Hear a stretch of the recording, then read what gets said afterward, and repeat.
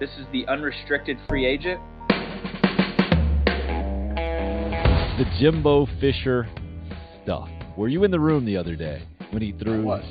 Part of the reason we had so much fun beating Clemson was because we used to talk a lot of shit to them and they couldn't handle it. You feel fine, but your hands are shaking. Coach Spurrier couldn't give a damn. I want to take these athletes and mentor them. Why can't the Gamecocks win at the SEC tournament? So sunny all the time, so hot. Too sunny. Too sunny. Fans are going to be fans, and people who understand the sport are going to talk sports. With some weird dynamics. It's going to be painful, but I think at the end of the day, we'll be stronger people for it.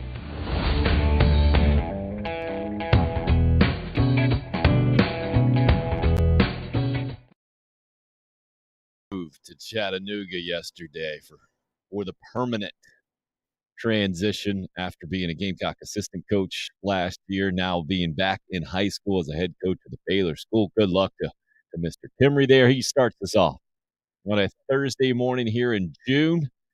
Great to have you guys with us on the live stream, 8 to 10 every weekday morning, except next week, going to do a week off with the July family vacation.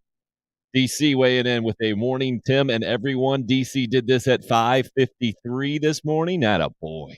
Gonna go DC. Jason in at 7:57, and Roger, our first live comment here. It's always sunny in Woodruff, Roger says. Good to know. Good to know for sure. Headlines yesterday. The overwhelming big news, Carolina Panthers. On this show will not lead us off too often. Everyone of a certain age in North or South Carolina understands, well, especially South Carolina, right? College football is going to drive things. I think in North Carolina, it might still be college basketball. I don't even know anymore, having not lived there since my senior year of high school in 1996. But I do know in South Carolina, it is always college football first, college football recruiting second, maybe. College baseball or basketball third. I think this is how it goes, third and fourth. And then the NFL at fifth most of the time. But this is a little different, right? First of all, it is not too far out before preseason camp gets going. I think we're 6 weeks from kickoff, somewhere in there, exhibition-wise for the NFL. And the Carolina Panthers quarterback situation has been something, hasn't it? And this doesn't make it that much better, in my opinion. I think the conversation yesterday was fascinating. I get the optimism, the optimistic outlook from Panthers fans and how hopeful they might be with Baker Mayfield. I don't even know if he's going to start. They're in a strange spot.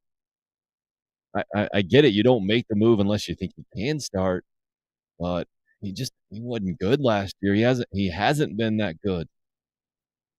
And the framing of now the Carolina Panthers have 2 top 3 picks from the 2018 draft, that means just nothing. Other than they're paying a ridiculous amount for Sam Darnold. Now, they got a good deal yesterday. That's clear. But this is 2 different conversations, right? Did the Panthers make a good deal yesterday? Will this be good for the Panthers? In my mind, 2 separate conversations. Panthers got a good deal yesterday. You got a good deal because the former team didn't want the guy, even with the uncertainty still. And I wanted to tweet it out yesterday, but I didn't want to get any kind of responses and do a social media Deshaun Watson, let's talk about civil suits and NFL punishment and the whole thing. I don't think any of us really need that in our lives. And I wasn't going to do that to you or to myself.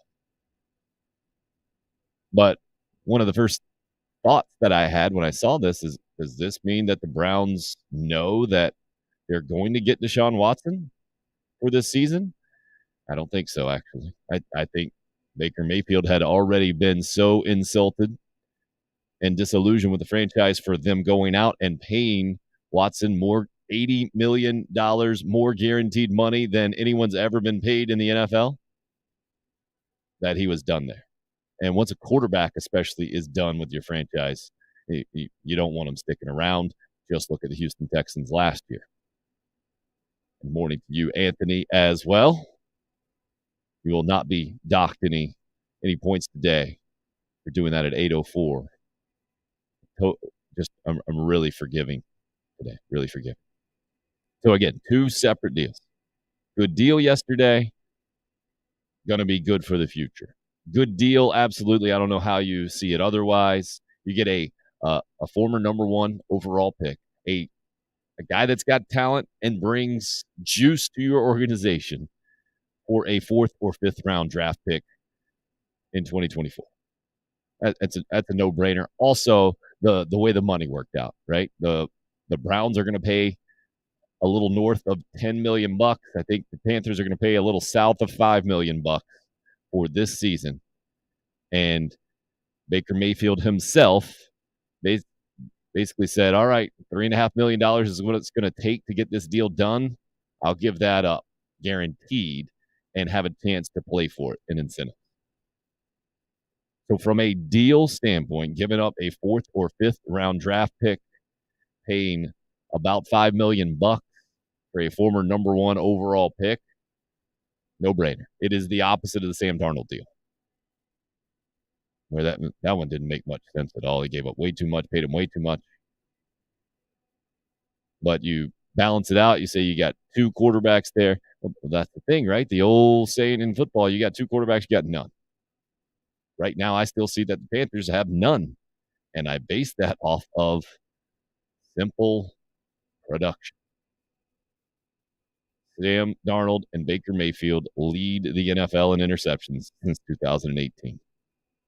That is a fact. 56 picks for Baker, number 1.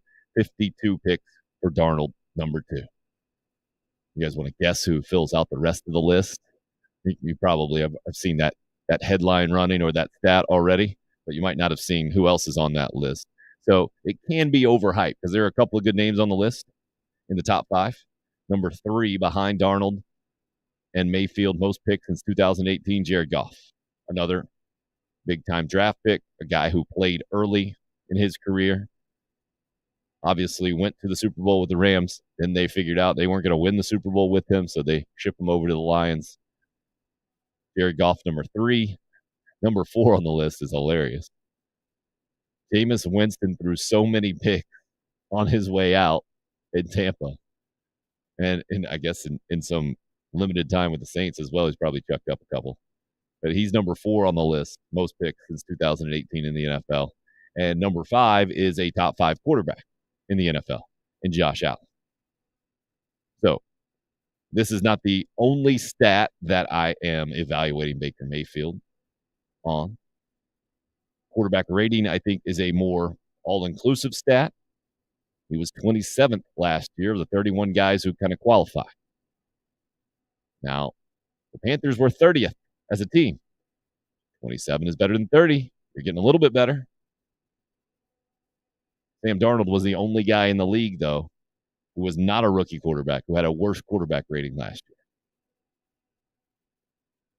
For the Browns, they see it as addition by subtraction, right? Move Baker Mayfield on and his personality and him being the face of the team with Deshaun Watson there. They made that decision months ago, right? It was just a matter of, can you unload him? Will anybody else be willing to take him in the league? And the Carolina Panthers, with their brutal quarterback situation, pretty much the only team out there interested, as far as I can tell.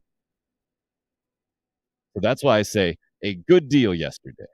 The Panthers didn't pay too much. They didn't risk hardly anything. They got the headlines yesterday. They have given fans some reason for optimism. Baker Mayfield hasn't proven he can play. The won a game in the playoffs thing. That's a fake stat, man. It's not real. Tim Tebow did that. Quarterbacks don't get wins. It doesn't go beside their name. There's a reason that That's not an official stat. It's not Major League Baseball. So I'm not seeing this as a huge win for the Carolina Panthers. I'm not seeing I would be surprised if Baker Mayfield and Sam Darnold, or let's go with that, if either one of these quarterbacks this time next year is with the Carolina Panthers. Be very surprised. Both on their way out from a contract perspective, right? So that's another reason why the deal is good. You're not committed to Baker Mayfield other than this season, and you're paying a third of the contract basically. It is another guy besides Sam Darnold that you can go to, but Carolina Panthers need more than a solid game manager type quarterback. They got to have a guy who's going to make plays. They got to have an offensive line that can give them a chance to make plays, first of all, and maybe Baker Mayfield with some mobility back there can make something happen out of nothing every now and again, but you don't make a living in the NFL with that.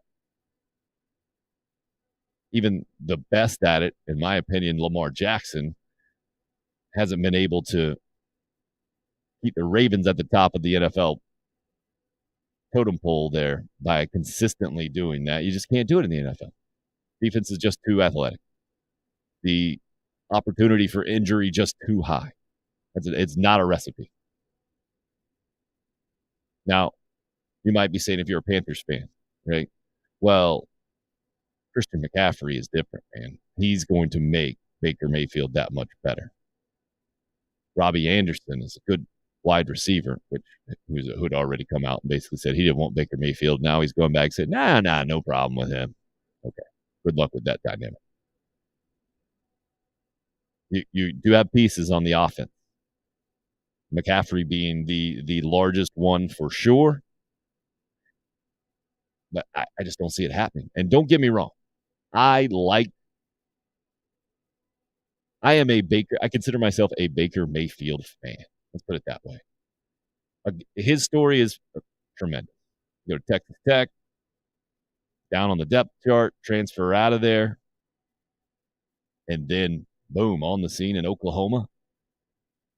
You try to plant the flag at Ohio State. You go, even though it's artificial turf, and that one scene where Oklahoma wins at Ohio State, Baker Mayfield celebrating by waving the flag. Then he gets the idea, boom, I'm going to go plant this thing at midfield. It sums him up, right? I like a brash quarterback. I think you have to be that or ultra Joe Montana cool, Aaron Rodgers cool. You have to be one or the other. And I think a lot of times we might not realize how much they actually go together, right? The personalities. But on the outside, like ultra aggressive Baker Mayfield, that video of him dancing back in the day too, I'm all for it. But the one instance of Baker Mayfield, that one scene sums him up in my mind. Confident, bordering on cocky, going to enjoy winning. And then it doesn't make a lot of sense to try to plant a flag at an artificial turf field. And it just kind of bounces off and just ticks off a bunch of Ohio State people. And it just is a scene that will live in college football lore forever. Baker Mayfield. And being the number one overall pick, I thought was a fascinating story, right? Not a traditional frame for a quarterback. The NFL didn't care. Didn't work out in Cleveland. With all the personalities, with everything that Cleveland's been, and I get it. Mayfield does deserve some credit. That list of however many ridiculous starting quarterbacks, that ridiculously long list that includes Connor Shaw. I think it was like 23 guys, and I don't know how many years, something silly, something maybe like 8 years, maybe less than that. And Baker Mayfield's the guy that was starting quarterback for their playoff win, their lone playoff win in a long, long time. Deserves some credit for that. But not enough I don't think for Carolina Panthers fans to start telling me what I was seeing on social media yesterday. Oh, this is a playoff team now. Now the record's going to be double-digit wins. And this is going to make it happen. The guy hasn't won the starting quarterback job from Sam Darnold. Let's pump the brakes on that. Now, I'm going to be surprised if he's not the starting quarterback in week 1 against his former team, which the NFL, just brilliant schedule makers. Also saw Anish Shroff, the new play-by-play guy for the Panthers, taking over for the legendary Mick Mixon. And Shroff has worked for ESPN for a long time, so if you don't know the name, you probably do know the voice. But he put it out on yesterday. Just looking ahead, let's say, if Deshaun Watson can't play, do the Browns go after a veteran quarterback to plug right in besides Jacoby Brissett or Josh Dobbs, who they have? Could that guy be Cam Newton? Just tremendous. That's upper level hype and drama of possibilities of week number 1. Can you imagine Cam Newton versus Baker Mayfield week 1? Cam on the Browns, Baker for the Carolina Panthers. Again, great deal. Great deal for the Panthers. I don't think it's going to work out long term. But at this point, would I have done the same deal if I'm the Carolina Panthers? Absolutely. You do it. And again, I like the way that Baker Mayfield plays. I think he plays, his personality is a lot like my favorite quarterback of all time in Brett Favre. They are similar personalities, I think. The problem is the trajectory of the careers are complete opposites. Very few football fans knew who Brett Favre was a couple of years into his NFL career. Sitting on the bench as a Falcon coming out of Southern Miss. Just the way college football was back then. You didn't get to see Southern Miss on TV. I remember Steve McNair several years after. Did get to see some highlights from him at Alcorn State, and clearly he was a special player, and there was some Heisman hype and the whole thing, but Brett Favre wasn't that in college. But he's a guy who's going to sling it and was going to keep things simple, and was in the news yesterday, by the way, saying, yeah, if somebody wants to throw me a ridiculous amount of money, I'll think about being a commentator on Monday Night Football. Only logical. Who wouldn't say that? But Baker Mayfield is not Brett Favre. Let me be very clear there. I think they just have similar type personalities. Mayfield rises in college football, wins the Heisman Trophy, that Rose Bowl with Georgia, epic showdown. I think that was his last game in college, right? Might have been the last game of his second to last season, I forget. But then he comes into the NFL draft, still doubted, right? Height, not quite what you want in the frame, not a traditional NFL frame, but impressive enough to be the number 1 overall pick. Then goes to Cleveland. Cleveland's turning things around, talented guys, the whole deal, a lot of hype. But what did they end up being? Like the 3rd highest odds to win the Super Bowl a couple of years ago, preseason-wise? Something in there. Might have been top 5. So, just a rocket ship reputation, Baker Mayfield at that point. He's got the ad with the tiger and the underwear and the car or whatever was going on there. Little lion. I forget what it was. But everybody, his face is all over commercials all over the place. He's one of the faces of the NFL. But it didn't work out from there. Didn't live up to the hype, the whole thing. Brett Favre had the opportunity to be under the radar and then just continued to get better and better. And then, boom, he's one of the best NFL quarterbacks of all time, but quarterbacks in the NFL for a long, long time with the Green Bay Packers. Certainly didn't hurt that he had Sterling Sharp to throw some passes to. I think he had Robert Brooks there at the beginning of his career as well. A couple of former Gamecocks there. And Roger, going off on a Gamecock tangent here, said, remember Mick Mixon doing Gamecock baseball games on a Columbia radio station. I think it was late 80s, maybe. Very good announcer. Oh, I'll have to run that one down. Did not realize that. A little bit before my time there from the Gamecock baseball perspective. 97, the first season when I was in school watching Gamecock baseball, following it more from a distance before then. So what do you guys think? Baker Mayfield. I think it's impossible to look at the deal yesterday, see the headline going on the video stream right now on YouTube, Twitter, or Facebook Live, if that's how you're watching this thing. The Browns get a 4th or 5th round pick in 2024 from the Panthers. It's a 5th round pick right now. They call it a conditional pick because if he plays 70% of the snaps this year, then that turns into a 4th round pick. To me, that just shows you how desperate Cleveland was. Desperate. I mean, you talk about having the upper hand in the negotiation. The Panthers clearly went into that thing saying, we're doing you a favor. We are the only ones out here interested in this guy. We know you don't want him anymore.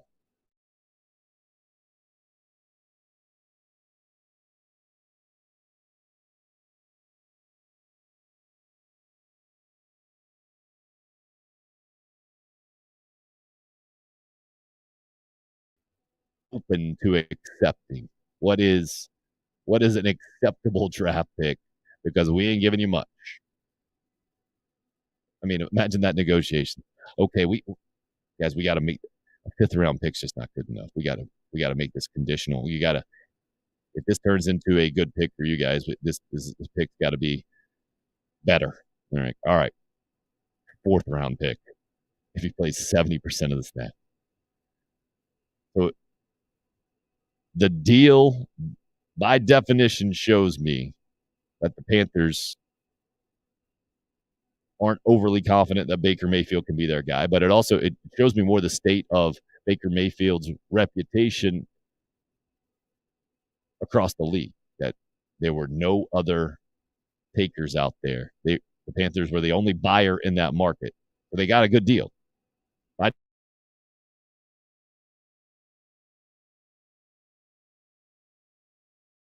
default, I mean, that's absolutely their only other option.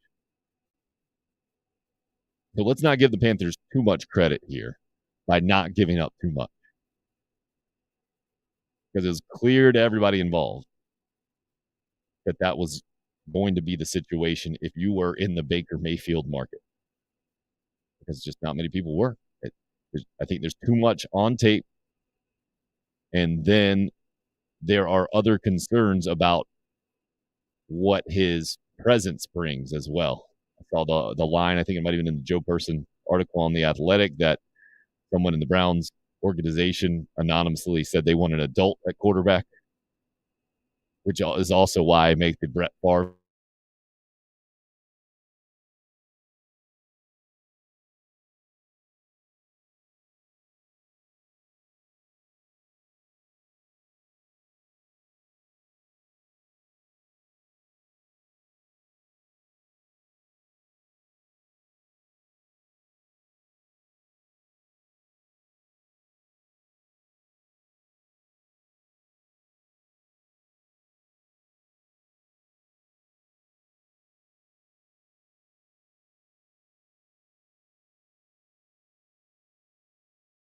comparison.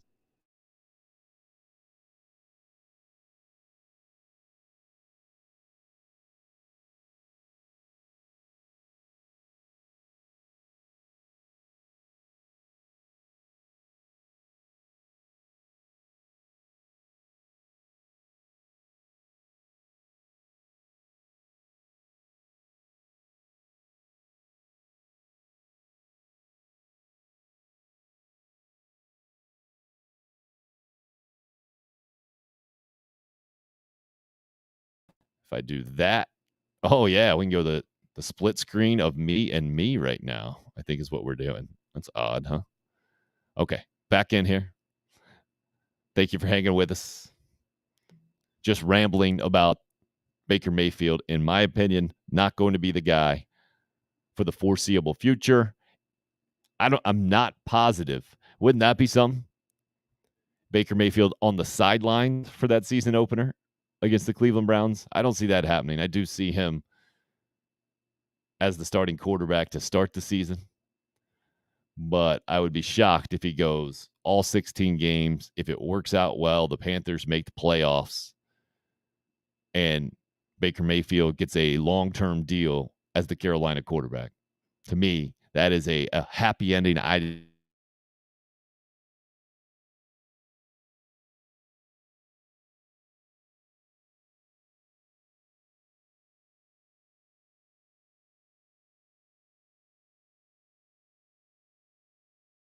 just don't see happening at this point. Baker Mayfield, with not just what he's done on the field, but who he is off the field, the Geico guy. He's the face of the NFL.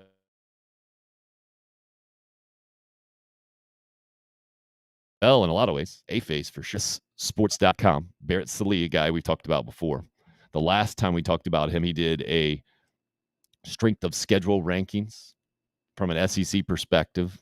And the Gamecocks, surprisingly to me, were down at 10th out of 14.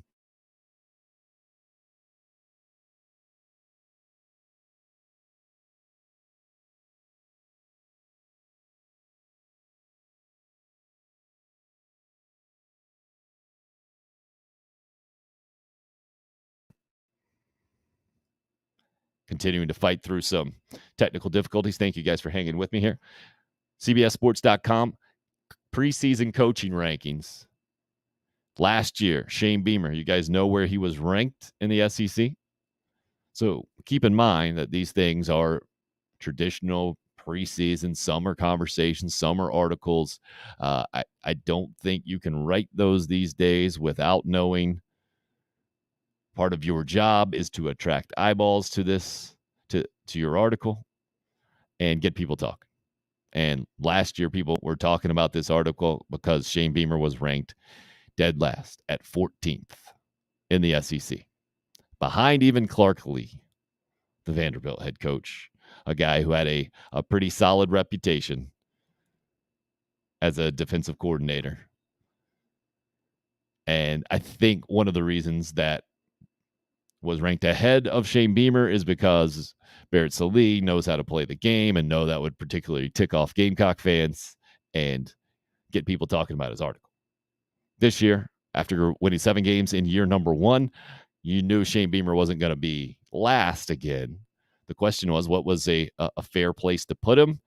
You only got him a few spots ahead at number 11. But when you look at how this thing breaks down, I can get the logic, right? I think the one that is maybe most controversial or most interesting, you can make the argument for sure that Shane Beamer should be ranked ahead of a first-year SEC coach in the same division that has already gotten his fans ticked off at him in several ways, or in one major way with some recruiting deals. But Billy Napier is up at number 9. But Napier doing what he did, 3 straight double-digit win seasons at Louisiana, you got to give him some credit there. So I get it. So Shane Beamer ranked ahead of Eli Drinkwitz at Missouri, who's 12. Brian Harsin at Auburn is 13, and Clark Lee is last for Vanderbilt. I think I might put Harsin last instead of Lee, knowing what Auburn is and knowing what Vanderbilt is. And the fact that Harsin came in, and this is, again, why you shouldn't get too emotionally involved or too worried about these preseason rankings, that they just are what they are. But last year, Harsin, in the same article, was ranked 7th, right there in the middle of the SEC with his track record coming in from Boise State. And now he's next to last. Josh Heupel right above Shane Beamer at 10th. I would think Tennessee fans probably more upset that Heupel's not in front of Billy Napier than Gamecock fans might be, but they're probably about the same. Mike Leach at 8. Sam Pittman from Arkansas at 7. Lane Kiffin, Ole Miss at 6. Mark Stoops at Kentucky is 5. Brian Kelly is 4 at LSU. Jimbo Fisher, Kirby Smart, and Nick Saban the top 3 in reverse order. Hard to have too much problem with those rankings. Jury is still out on Shane, Troy, the resident Clemson fan says, but I think South Carolina made a good hire. When will the jury be in, Troy? That's my question. I mean, I'm not sure how long it takes.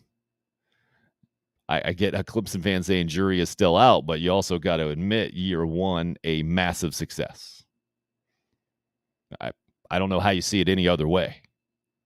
Not just winning 7 games after it being 2-8, but also landing Spencer Rattler in the transfer portal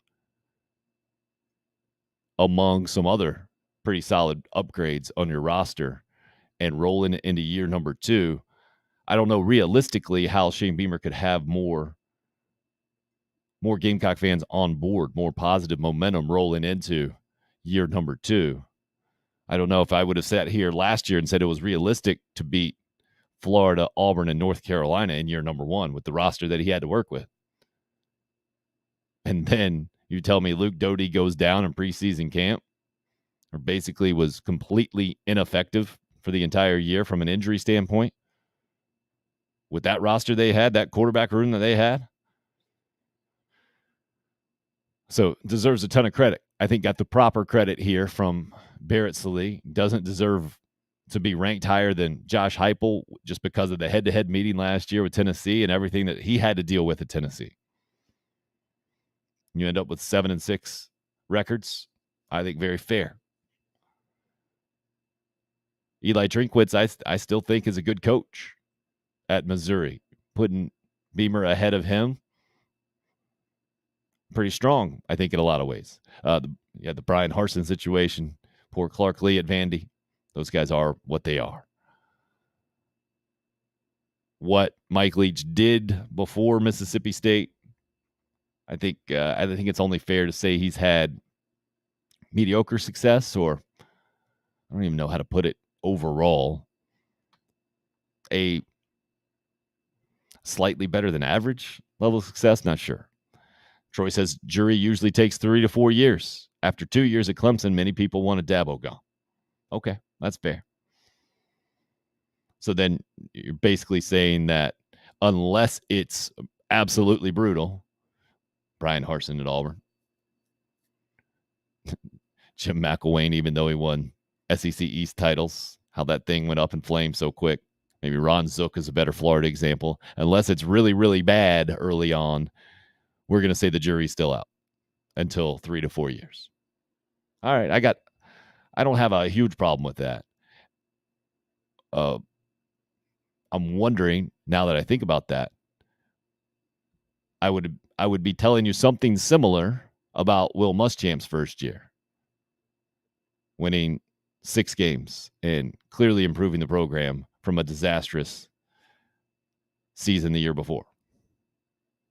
Then after 2 years, it's undeniable that Will Muschamp had the program headed in the right direction. An Outback Bowl win, comeback against Michigan, young quarterback leading the way. Looks like could be South Carolina's first real impact quarterback in a big way with NFL projections at that point.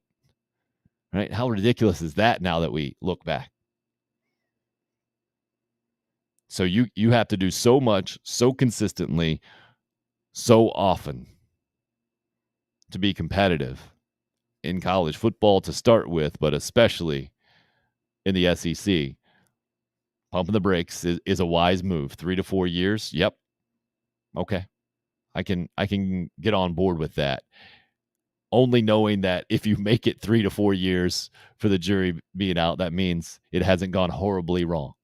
What is it going to take for Auburn to believe in Brian Harsin after year number 1? I mean, that thing is so upside down. People are just so pessimistic to start the season. I don't know what it's going to take. It's going to take a lot quickly. And they don't play a major opponent in the first couple of weeks, so the schedule is favorable in that way. So I don't even know how much credit he's going to get with big wins against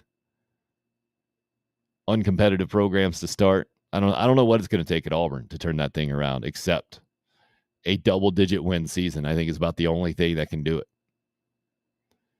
And man, that margin for error, good luck with that. So you might want to check out that article, cbssports.com. College football coaching rankings. I think they have all like the Power Five, and I guess I can get into that as well. But just talking about the SEC rankings, I think fair right now, Shane Beamer at 11 after year number 1, moving up 3 spots from dead last year. Oh, he's 41 overall. I think that might be a little low, but knowing where some of these other guys are, like Josh Heupel is 8 spots in front of Shane Beamer after year number 1. I think that's pretty fair. Having watched South Carolina and Tennessee last year, knowing what Heupel inherited there, knowing that he had been a head coach at Central Florida before, 28-8, I'm reading, was his record there. Pretty good. Napier just 1 spot ahead of him nationally at 32.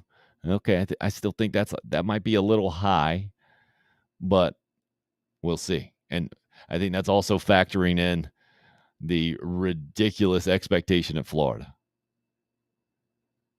If you're ranked 32 in the country as a coach at Florida, you ain't lasting very long. And let's see, Brian Harson's at 48 overall at Auburn. Yeah, if you're not in the top 15 at either one of those places, they're going to find someone who either is or who is headed that way real quick. Let's see where poor Clark Lee is overall. 57 out of 60-ish, I think. That makes sense. The Mark Stoops thing is the most interesting ranking, I think. Because Stoops still, nationally, I mean, the recap starts with, is there a more underrated coach in the country than Stoops? It's doubtful. His only sub-500 season since 2015 was the COVID year. They got 2 10-win seasons. Gone to 6 straight bowl games. And won 4 of those. The 6 straight bowl games thing, like going to a bowl game is not something to puff your chest about when you're an SEC program. You should go to a bowl game. You should finish 500. I mean, a lot of programs, you just go to a bowl. That's nothing to brag about. I get it. Kentucky has different expectations. There are different challenges there. It's the reason why Mark Stoops is ranked as high as he is. But 16th best in the country, man. That is quite the curve. Grading on quite the curve, I think. Like, he's ahead of Lane Kiffin. I mean, come on. Who's a better football coach, Lane Kiffin or Mark Stoops? To me, that one's not close. I'll take Lane Kiffin every time. Now, I don't want him to run my program. He's not my personality type as a head coach. I wouldn't trust him for anything, I don't know, with much, except to call ball plays during games, to score points, to have his offense ready to move up and down the field. And Stoops comes at it kind of from the other end, the defensive perspective. But I think it's one of those like underdog stories. People like to prove how smart they are or come off as the smartest guy in the room. Like, actually, Mark Stoops doing a great job at Kentucky. It's a good coach. Maybe it's the way that I think about programs. Like, we would never put Kentucky as that high of a program in the country, right? 16th, even though they've had some good teams. And that's what you're in charge of if you're the coach of the college football program. Like, I don't even separate those that much. I get it that you can be a good coach at an like Jamie Chadwell deserves to be ranked much higher than the Coastal Carolina program, maybe, for what he's done, where he's taken it. Billy Napier the same way with the Louisiana, even though I guess they're University of Louisiana now, Lafayette. Yeah, so Troy, you're with me. Overall, Kiffin, yeah. Stoops for defense, Kiffin for offense, but overall, Kiffin, it's not close.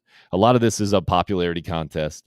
These are coaches who are either nice to the media or who are just big personalities, like Brian Kelly's up at number 7 in the country and 4th in the SEC, which is kind of hilarious. I am fascinated to see how that works. The overall record's really, really good. 263, 96-2. Been the national coach of the year 3 times. He hadn't done it at LSU. 12 years at Notre Dame. 2 college football playoff berths. In the BCS national championship game. Leaves out the largely uncompetitive in those games. Came despite academic and geographic challenges that make it difficult to sustain success at an elite level with the Fighting Irish. As part of this article. That's where we are in college football now. Poor Notre Dame. Come on now. Now, I know Brian Kelly has already said that recruiting at LSU is different than recruiting at Notre Dame. He's not at a disadvantage like he was with the Louisiana guys. Yeah, of course. But that's how far Notre Dame has fallen. Am I that old that we have to feel bad for Notre Dame? I get it. Maybe with this generation and what they have not done recently, I gotta flip my mindset from Notre Dame being the gold standard of college football like it was when I was growing up. When Lou Holtz was winning a national championship, Rocket Ismail and Tim Brown and all the guys, right? I'll check on. We got the question: where is Dabo Swinney ranked? Is he still second? Troy asks, and Nick Saban's got to be first. I assume Dabo Swinney is still second. Double checking that now. And they actually just put the team names. Nope. Dabo got moved down to 3rd. Recency bias admitted there, based off Georgia winning the national title last year. Down year, only won 10 games is what they put in there and didn't win the ACC was the reasoning there. I think that's fair. You win a national championship, you deserve to move up in these rankings. You have a down year, and even though it's 10 wins, it's not winning the ACC. Down year for Clemson. 3rd in the country. I don't feel bad for you, Troy. I don't feel bad for Clemson. Jason with me. When I was growing up, Notre Dame was public enemy number 1. It was one of those, it was that kind of program, right? Them and Miami the same kind of way. Like either you love them or you did not. The New York Yankees of college football. Roger, help me out here. I felt bad for them when they had Jerry Faust. I think that was the coach they had back in that 1984 season where the Gamecocks went up there. And this makes me think of Del Wilkes telling the story. I think Faust had taken over from a big-time high school program and just wasn't the guy. Craig, kind of out of nowhere, says, I think Lincoln Riley is going to win big at Southern Cal. I guess we're just talking about national coaches. Yeah, Riley and Southern Cal ranked 4th. Now, he's got to, right? That is the only expectation for Lincoln Riley now. To be in the college football playoff, to get Southern Cal back to where Pete Carroll had the program. And man, that is a massive expectation. One that if anybody could handle, you would think it would be the guy who took over for Bob Stoops. And might have, I think you could argue, had almost as much, if not more success as the Hall of Famer Stoops. I mean, offensively, for sure. Crazy. Now, there were some great offenses back in the Stoops day, even though he came at it from a defensive perspective. So that one's going to be fascinating to see. Miami was public enemy number 1 from Troy's perspective, and Notre Dame was number 2. So in that Catholics versus convicts matchup, you were just pulling for injuries. Thinking back to the old 80s days of college football. That's where the show has taken us so far. Hey, in about 15 minutes from now, I'm going to talk some specifics with a guest, Associate AD Hilary Cox from the University of South Carolina. She has been and is in charge of everything that is name, image, and likeness. And the state of South Carolina recently suspending its state law for a year to try to work together to kind of update it to make it more relevant. So that has now allowed the University of South Carolina, I assume Clemson's the exact same, they can now get in these discussions that before they could not. And they thought they were being progressive, being proactive from a state law perspective by putting some guidelines in place since the NCAA and nationally, they just kind of said, yeah, good luck, guys. You guys figure it out. And so I think that might have been almost protecting the schools from any kind of NCAA issue by saying, nope, the school can't do anything at all. You got to do it on your own. So now instead of, hey, good luck, do it on your own, it's, no, we can help have a framework to bring businesses and athletes together and to make sure that it's one thing I've heard her say recently is, well, you get one 1099 instead of all kinds of stuff floating at you.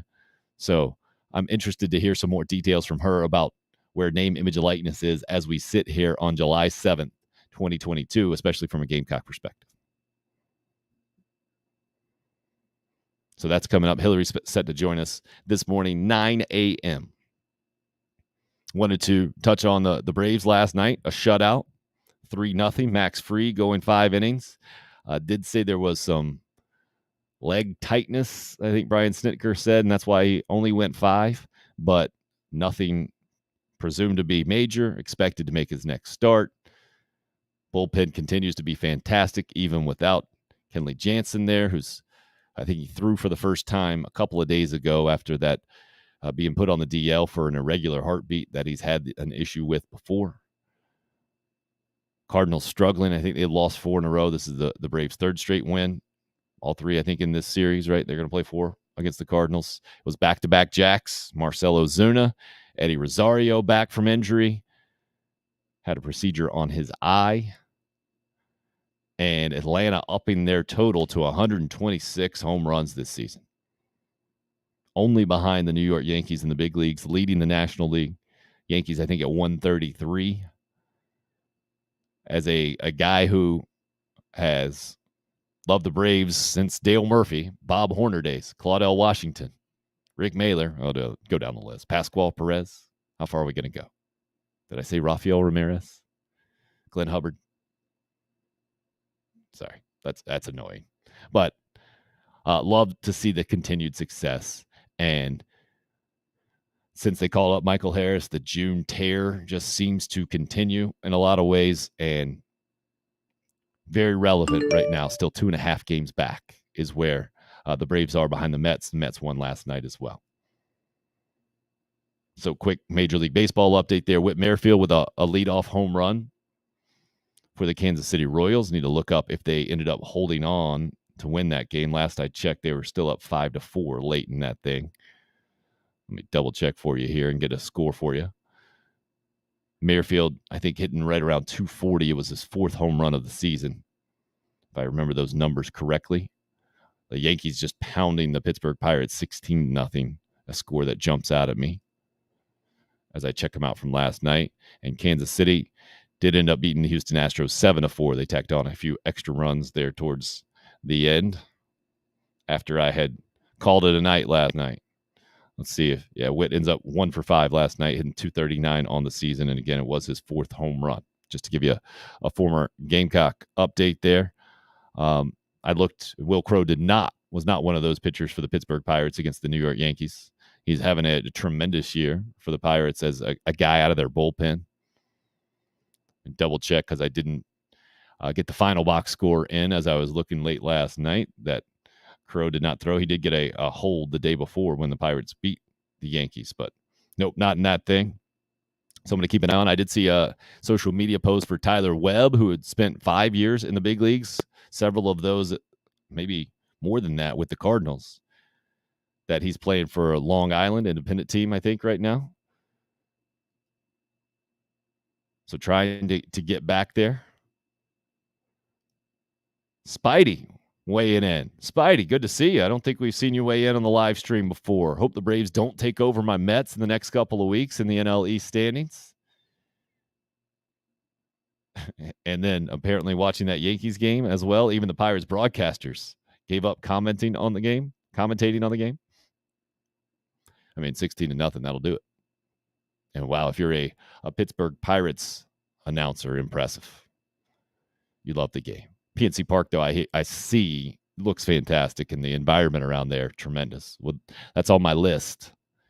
I actually never made it to the old Three Rivers, one of the few old ones I didn't get to. From a Major League Baseball perspective, I forget what the number is, but I've been lucky enough to go to most of them, but this was back in the late 80s, early 90s, so they all flipped over since then. But PNC Park would be towards the top of the list of a stadium that I would like to go visit now that just looks fantastic. Looks like a great environment for baseball, and you're getting real fans, right? If you're a Pirates fan, this is how I evaluate you, by the way, from a fan perspective. How bad have your teams been? And you're still on board? Massive respect. So who would top the list? Pirates fans are close to being at the top of, like Stuart Lake, our buddy, former Gamecock assistant coach who was on yesterday, told some great stories. I'll actually we'll let you hear another one here in a second, or we'll replay one of the best ones he told yesterday in case you missed it. But he's a Cleveland Browns fan. So I think I probably put the Browns at the top of the list. You're a Browns fan. Massive respect. From what about a college football perspective? Gamecock fans get a lot of credit. I got a neighbor who's a West Virginia fan. A lot of credit. Buddies I grew up with, NC State fans. A lot of credit because there hadn't been a ton of sustained success. Second favorite park, Spidey says. Wow, the Washington Nationals get your top spot on the East Coast. Interesting. I've been by that park. Got some family living up that way, but I haven't been to a game there. Been to Camden Yards. Fantastic. Have to check out the Nationals Park. All right, then if you're going to be big time like that and say on the East Coast, you got to tell us number one overall and why, or in your head, you just break them up. East Coast, Midwest, and West Coast maybe. The old Kauffman Park there in Kansas City, my favorite, but it's probably because I link it to they had a fan day when I was there way back in the day when Bo Jackson was on the roster. So I think it might be the only Major League Baseball park that I went to as a fan and got to hop down on the field. And then Waterfalls when I was, 12, I think, out there. Waterfalls, big bonus. Always liked the old ballpark in Arlington where the Rangers played. Great park. Pittsburgh fans had to pay for the Steelers being so good, I guess. Yeah, I think that's good point. If you're a Pirates/Steelers fan, it evens out pretty quick, right? Trying to think what other, like I would be like being a Jets and Yankees fan. I was going to say Giants, but Eli won them a couple Super Bowls, so not quite. A Jets and Yankees fan, I think, is about the same. Except I can't respect the Yankees fandom in you, just out of principle. I can respect the Steelers fandom. Like that doesn't come with any, what I perceive as unfair advantages, just buying all the players up. My Yankees bias there. Anti-Yankees bias, I should say. A little bit surprised that it was quiet yesterday from a conference realignment, conference discussion in college sports. No news popping out. It was the day before the reports of the loose partnership with the ACC and the Pac-12 that we discussed a lot yesterday. So kind of happy to take a bit of a breath and not have any other developments, because that conversation can and will grow tiresome, right? I think, and maybe it's because it's the second year in a row. And that feeling of not knowing, to me, is one like, hey, I'm in the dark over here. I got no idea. You guys aren't telling us anything. So it's a pure speculation. Are we just wasting our time thinking about what may or may not happen? Or is any of this based in real life? That's kind of where I am. All right, Spidey breaking it down for us. Says he lives in New York. He's only been able to travel to Camden Yards, Fenway, PNC Park, Washington Nationals Park, Citizens Bank Park. That's the relatively new one in Philly, right? And as far as Progressive Field and the Trop down in Tampa. Progressive, help me out, because I don't even go with these new names because they change so much. You guys yell at me for that if you want. I'm trying to figure out which one that might be. Like the fact that TD Ameritrade Park was where the College World Series was, but now it's Charles Schwab Field. They switched it to. That's annoying to me. Progressive isn't the Cleveland one, right? I don't know. I guess I can look it up and be professional here. Thank you. There we go. It was Cleveland. I don't think of that as Cleveland. What was the name before then? And I think didn't Detroit change from Comerica Park as well? It used to be the Jake, right? Jacobs Field. That's what I'm going to call Cleveland forever.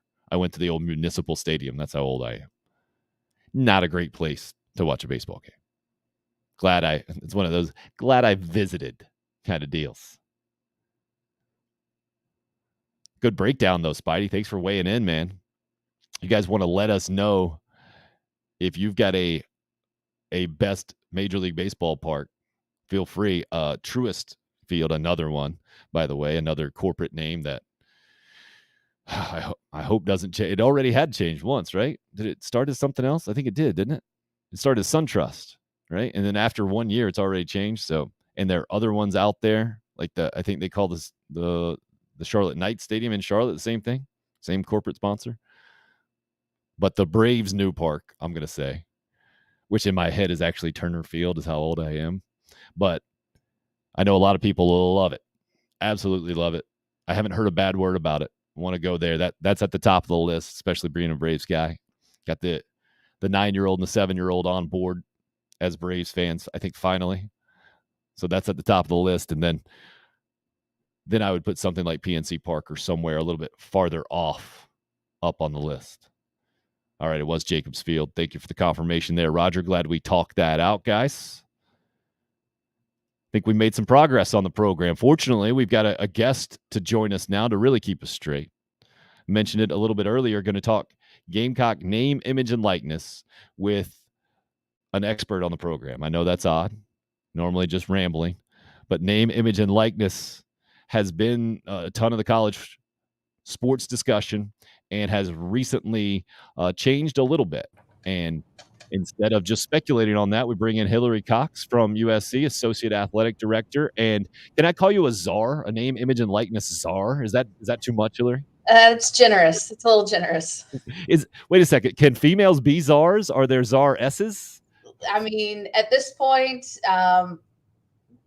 anything is something, I guess. That's true. All right. So we'll call you the unofficial czar of name, image, and likeness at the University of South Carolina. Thanks for hopping on with us. How has your life changed, if it has at all, since last Friday? Things changed officially in the state of South Carolina with the law being repealed and schools now being able to facilitate name, image, and likeness deals for athletes. It's changed. And it's interesting because if you think back to this time last year, we were gearing up with a plan, right? We had a plan in our head. We had all of these things laid out, waiting on the NCAA to say, here's our rules. On June 30th of 2021, NCAA says, take a step back for a minute. You guys figure it out.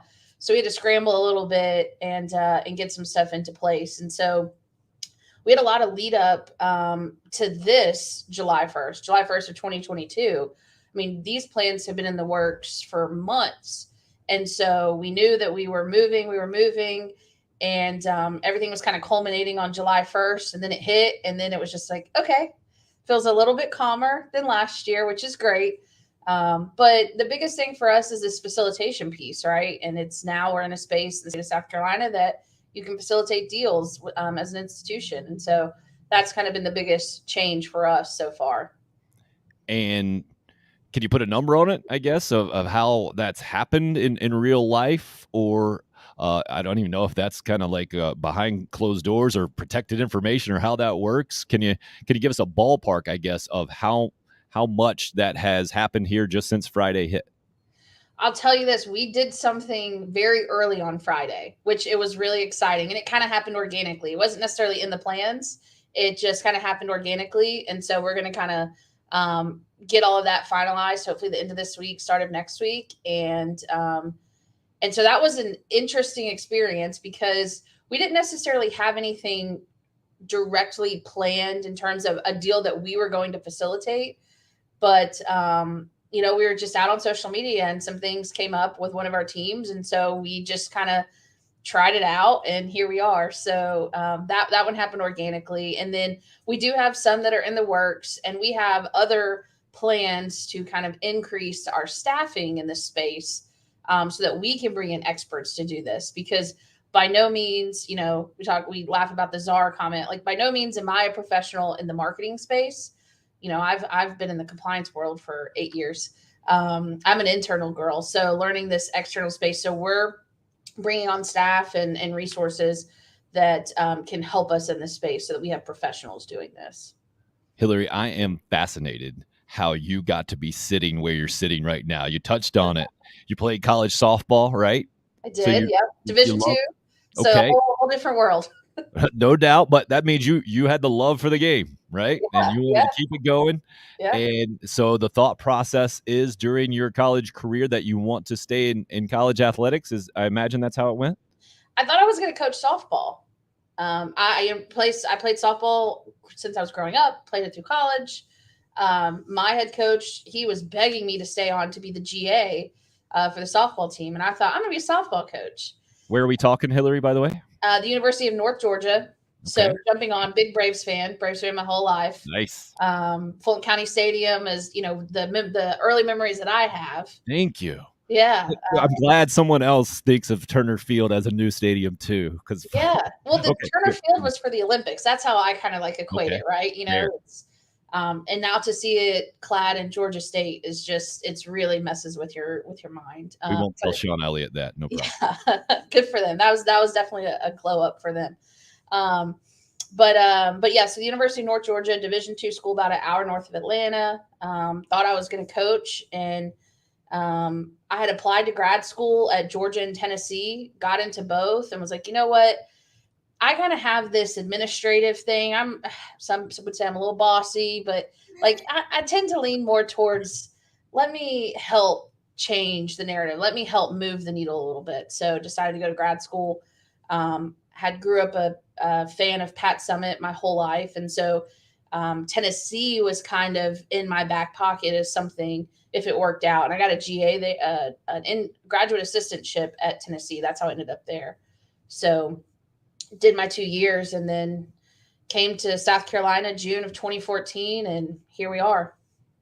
Okay, but wait, you skipped over a big step. You went from compliance to I would imagine that meeting is like, all right, guys, it looks like this name, image, and likeness thing is going to happen. Any volunteers to step in that space and head this thing up? And everybody looks at each other.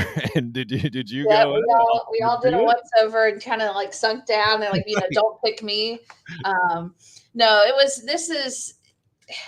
look, we're certainly in a wild world right now of college athletics, right? It's difficult to talk about and to try to plan for 6 months down the road right now. But we had these conversations. We knew that this was coming.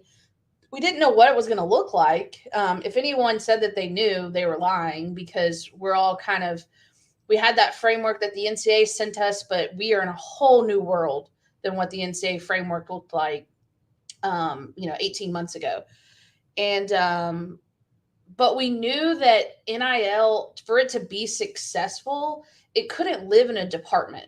It couldn't just be one department's responsibility because, this is a large athletics department. We have a lot of staff members. We have a lot of initiatives. Each department is responsible for their, day to day. And so if we kept NIL anywhere, it would just kind of get sucked in and be the responsibility of that department. And so it was important to us to move NIL out, let it live on its own, and have every department contribute to our NIL efforts. And so that to me has been the differentiator for us. There's not a lot of schools that did that out the gate. There's a lot of schools that are now realizing that that's the successful way to do it. And so they're kind of retreating and trying to build that out now. And so I think the stars kind of aligned a little bit, and it was just time for me. It was a great move professionally. I'd done compliance for so long, and it was really helpful to have that background of just understanding the complexities of the NCAA. And so I, volunteered as tribute, as some would say, and moved out and have kind of been on this wild ride with myself and Chance Miller, our senior deputy AD. And so we've had a lot of brainstorming sessions where we're just, out and about in the clouds coming up with ideas, and then just a lot of talking to people, trying to help them understand what NIL is. That's what we spend a lot of time doing. I know education is a big deal there. She's Hilary Cox, Associate AD at University of South Carolina, in charge of name, image, and likeness to really simplify thing. Good morning from Hope on the YouTube live stream. Jason says, welcome to Unrestricted Free Agent there. And if you guys have any specific questions for Hilary, would love for you to pop them in right now, and I'm sure she'd be happy to answer. You mentioned social media. The Twitter handle is at Gamecock NIL. Has anything popped up on there that you were just like, whoa, I had no clue that this would be coming my way? Yeah, it's so funny that happened. So again, I have a compliance background, right? So this whole getting out onto the external side of things is a little bit new for me professionally. And so I knew that we needed to speak directly to our fans. I knew that we needed to control the messaging and help educate. And so I kept thinking, how do we do that? We make these appearances, we do our media rounds, all of those things, but what's the easiest, quickest touch point right now? It's Twitter. So let's make a Twitter account. And it was just, I was so tickled watching it happen because we just kept adding followers. And so we feel the pressure of putting out the content.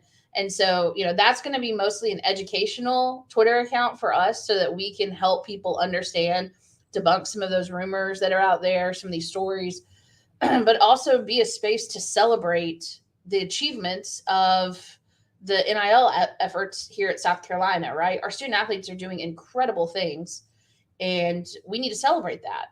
We need to talk about that. Like, that's what better story than our student athletes finding success in this space. So we're going to do a little bit of celebrating, going to do a little bit of education, and then maybe we'll do some facilitation along the way, which is how that deal on July 1st came about, was through social. And we'll see what happens. So yeah, give us a follow. It's a lot of fun, and shoot us questions. We're happy to answer and talk about it.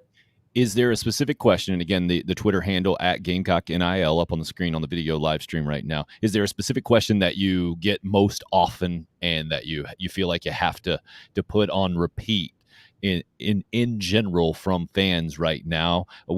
I would imagine it might be like, okay, how can I help? Or how do we make sure that the Gamecocks are at the top of the list kind of thing? Is anything like that?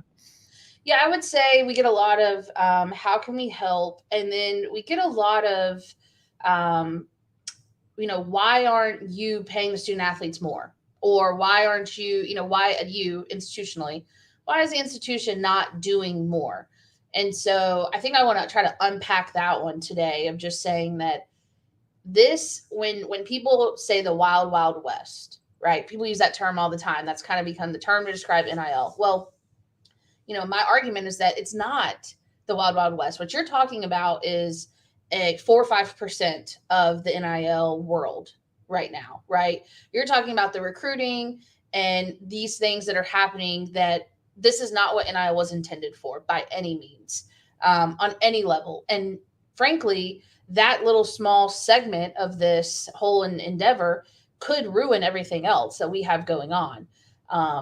But we're not choosing to ignore it. I mean, you can read some of the articles and try to unpack it and see what's happening. But what we're trying to focus in on institutionally is long-term sustainability, right? We need to help our student athletes maximize their NIL opportunities. How do we do that?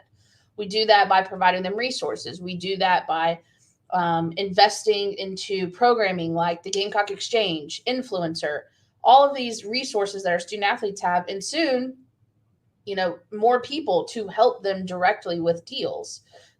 So by investing in that, we find success in the long-term sustainability. And so kids are getting recruited in some sports and schools are putting a number on that. We're not putting a number on it because, one, you can't, but two, that's bad business. What we're trying to sell now is the vision for the future, the long-term play. Here are the programs that we have in place to help you long-term. And so that's kind of our attack at this right now. When you said schools are putting a number on it, you mean if you come here, you will get X or a certain dollar amount, which is basically pay for play, right? But the only way you get caught for that these days, if there's some kind of evidence, and we know everybody's working around it, unfortunately. Do you see any kind of specific guardrail policy that can be put into place to make sure, like you said, this doesn't ruin everything? And we end up either going back to the old system, or we just accept the fact that this is how it's going to have to be. And all of that 95+%, whatever you're talking about, it's going to continue to be ignored, unfortunately, because of the massive dollar amounts and the massive change that recruiting it's happened. I've spent a lot of time thinking about that question, and I'm not gonna lie to say that I know the answers, because I don't know what the genie is out of the bottle, so to speak. So I don't know what gets the genie back into the bottle. But what I think could happen reasonably is, we're only a year into this. We are only 12 months into this. And so in 24 months, in 36 months, when some of these things, these kids are enrolling in school, whatever it may be, and some of these business people are committing all of this money, I hope, maybe I'm naive, but I hope that the market corrects itself and that we kind of get to a spot where all of these things are legitimate. And so there's a path. I mean, this is life-changing for some of these student athletes. And so, and they should be able to do this just like any other student on the campus at the University of South Carolina can participate in these activities. Just because they're a student athlete, they shouldn't be prohibited from doing it. And so that used to be your job, right? To tell them they couldn't do it? Among other things. But yeah, no, and I'll tell you the story. This is how the times have changed. We used to do, we do a lot of compliance education, and we would tell our student athletes, give them the example, if you walked into the local burrito store and they said, oh, you're on the football team, here's a free burrito, you can't accept that, right? But if you walk into the burrito store and they say you're a student at the University of South Carolina, you get 15% off. Okay, that's fine. That's not an extra benefit as long as it's available to everyone. So now imagine in our professional world shifting our thought to now, instead of telling me they can't take the free burrito, to saying, why don't you walk into your favorite burrito store and ask them for a free burrito and see what they say, and then post about it on social media. It's so crazy.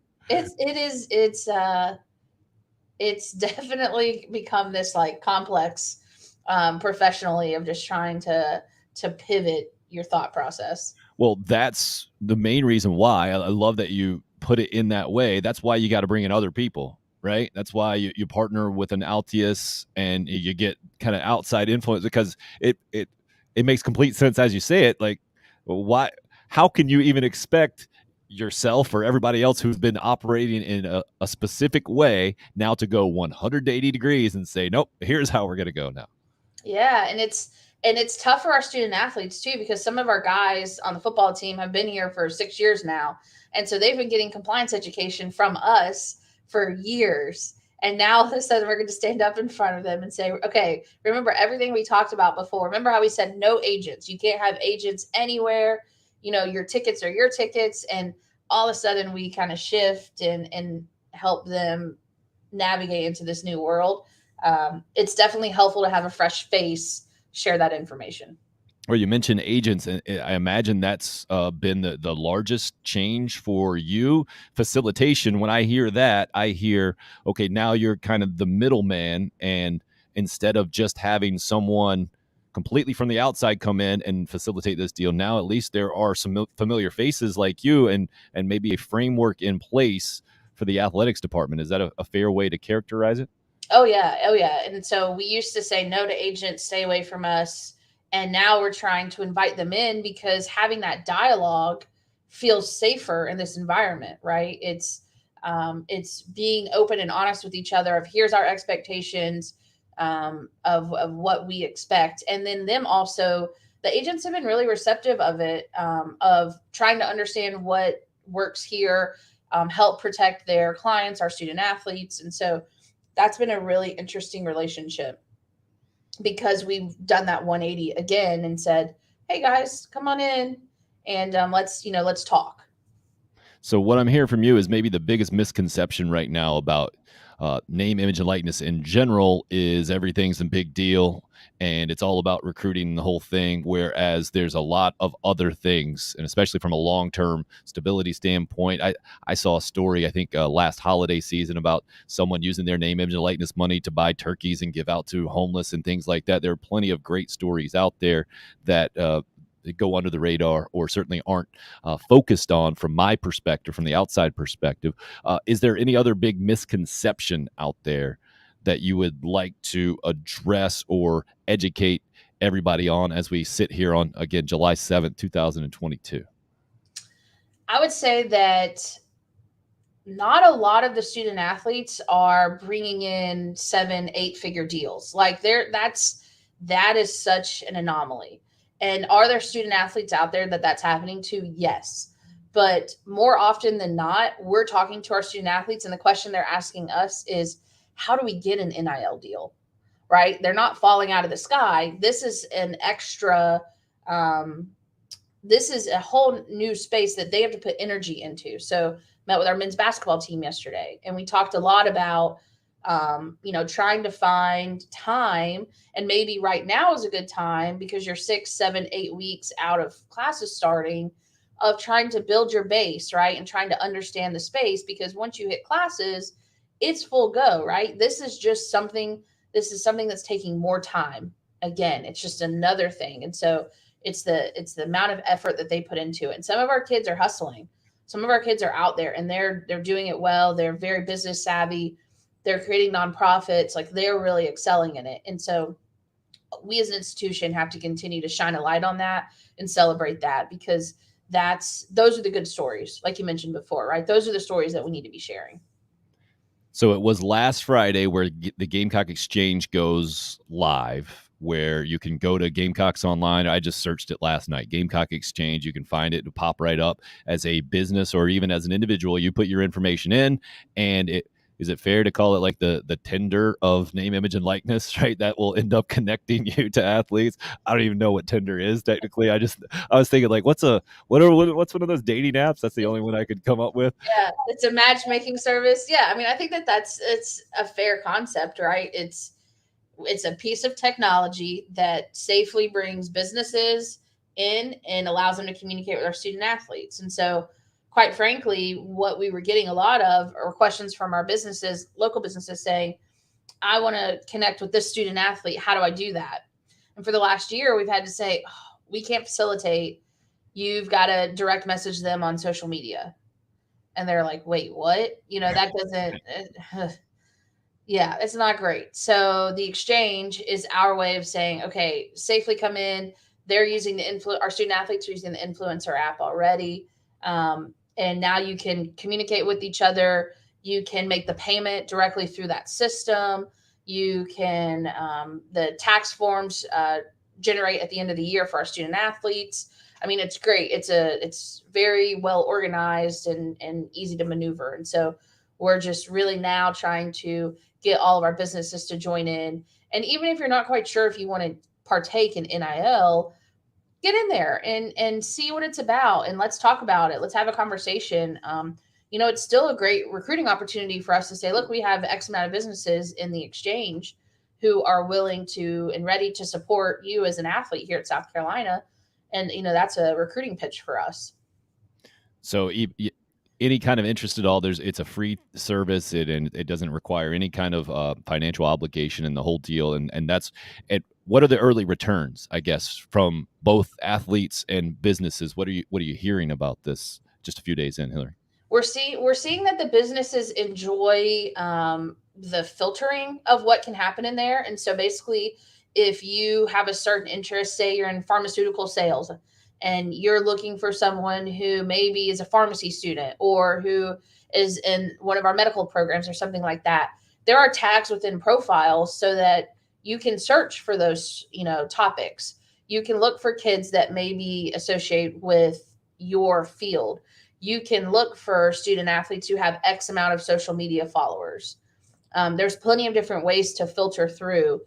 So that's been really good of being able to target in and hone in on certain student athletes. Couple of clarifications just from my standpoint. I know you have to get approved technically from a business or individual standpoint. Can you give me just a generic example of someone who would not be approved? So what we're doing is we have to protect the student athletes, right? So it's making sure that you're a legitimate business or that the credentials that you're putting in are legitimate. Hopefully you have a website. We haven't ran into this yet, but you have a website that we click on it. It's reputable, the phone number, all of those things. Because what we don't want, these are direct lines of communication to our student athletes, right? And so, yes, you have the Twitter world and all of those things, but we want to make sure that we're not approving someone to come in who, may be using it for the wrong reasons or after a bad game wants to share their thoughts with our student athletes. So we're looking for legitimacy. I hadn't even thought about that. When you were talking about safe earlier, that one hopped up in my head. Like, what does that mean? And that's what you're talking about, right? That kind of negative interaction. Or there was a story yesterday from Stuart Lake, who used to coach the baseball team, help coach the baseball team, and about an opposing fan base that called up a player's mom and said he had won an award. We need to know all this information about him just so they could heckle him. So it's that kind of thing that you're talking about. You want to make sure that does not happen, right? Yeah. I mean, unfortunately, that's the world that we live in right now. And so, we've got to make sure that we're here to facilitate NIL deals. We're not here to facilitate heckling or, messaging directly to our kids. So.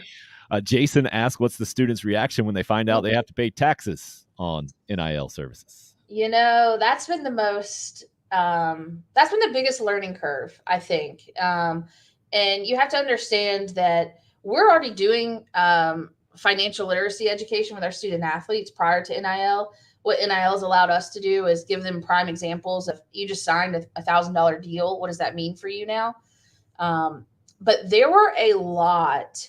Not just that what I was hearing here at South Carolina, but nationally through our partners with Altius. But there were a lot of misconceptions about taxes that made you go like, ooh, that's not true. So we did a lot of just basic, hey, maybe if you get $1,000, maybe you put away 300 of it into savings, you put 200 of it here.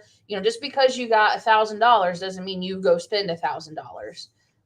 So that was interesting. And then Patrick DeMarco has told this story a lot about how when he was in the NFL, he had some apparel deals, and you had X amount of points basically that you could use to buy apparel through that sponsorship. And he got his tax bill after the first year and was like, wait, what is this? And so, them understanding that there's still a value associated with an in-kind gift or an in-kind NIL deal, that, you may get 6 free meals, but you have to pay some taxes on that. And so the whole idea that you could get a t-shirt and then have to go pay someone cash for the free t-shirt that you received has been a lot for them to kind of unpack. So ultimately, though, when I hear about this being a major concern, I look at it the other way. Like, no, we as adults have to learn about taxes at some point. Like, why not have a bunch of help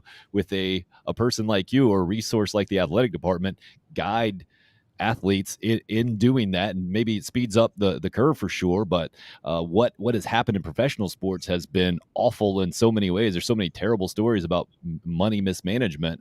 I'm hopeful that this is going to improve things by and large. What about you? I hope so as well. I mean, there's no better learning than, real life examples. And what we don't want is to have to use someone as an example of a poor decision or something like that. And so, there's a lot at play here. There's a lot to unpack, and it can be difficult for someone. Think about, you're talking about a 20-year-old kid who now, is becoming a young professional in the business world, maybe did 20 to 30 deals. I mean, that's 20 to 30 companies where you're getting 1099s, you're getting all this information. That's difficult, right? I've been paying taxes for a very long time, and it's still difficult for me. I'm still like, hey, someone else go handle this for me. So trying to help them understand that if you're going to get into this space, you're going to have to invest in other resources that can help guide you, right? We can give you some of that base knowledge, but we are not sitting down with them and going through their taxes or anything like that. That's just, that's not safe for either side from a liability standpoint, but we can point you in the right direction. We can give you some programming, things like that can help them. But it's certainly, they're getting scholarship money. Like, there's just a lot of things that go into this. And then trying to explain to them that money that they receive could impact one of their parents who's filing taxes was also like a light bulb going off, and they were going, wait, hold on. So some of those tax related misconceptions, that was probably the most active learning that we did, was debunking some of those myths. Craig says, I wish I had someone teach me about taxes in college. I'm with you on that. The lack of practical knowledge that goes on in classrooms, I think, is mind-boggling in a lot of ways. But that's what you're getting right now. Like, I feel like almost you're in charge of the school of hard knocks in a lot of ways for some of these kids hearing those stories, Hilary. Yeah. And you got to think, you're bringing in student athletes from all walks of life, right? From all different types of situations. And so what an amazing opportunity it is here at South Carolina to give you this platform, right, of the university, of the athletics department, the resources that we have. And it's our goal to make sure that you leave here a better person, right? Whether that's in sports, whether that's in life, we want you to leave here better than when you came. And so investing into some of these things are really important to us. And it's something that we've been doing for years. It's just kind of manifesting itself a little differently now because we're in this NIL world. What have you learned about your athletic department in this process? Woo. And maybe while you're thinking about that, I'll buy you a little time. Yeah, that's a good question. Comparing it to other ones, I would imagine helps you learn a little bit more about yours. You mentioned earlier about how a lot of them out there didn't see it as more of a holistic approach, I guess might be a way to put that, right? And just kind of compartmentalize it, and now have had to scramble since then. So I would think you learn maybe a little forward thinking, or maybe more big picture thinking than others among some other things. Anything else popping in your head?